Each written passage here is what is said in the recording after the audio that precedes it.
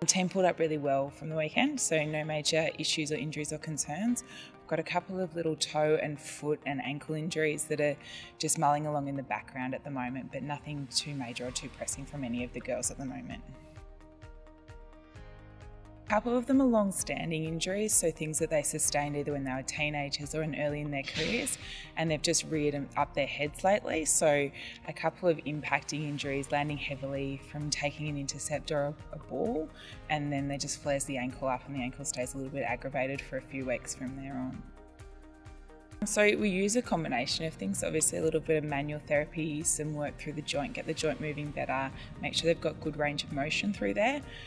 Some anti-inflammatories usually come on board as well, so a little bit of pharmacological help with the girls, and a lot of strength training and proprioception training pre and post court and in the gym as well, to make sure that those ankles are safe for landing and being able to sustain the rigours of a game.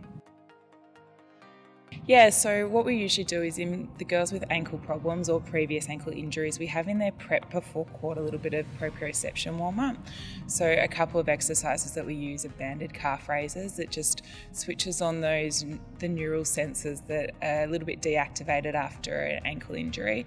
And all it does is it just makes sure that they're ready to go when they get on court. So it gets those nerves fired up. So when they do land, if they land awkwardly, hopefully the response from the brain into the ankle is a bit better, so we don't get a re-injury in that ankle. Also, we do a lot of strength work through calves and feet.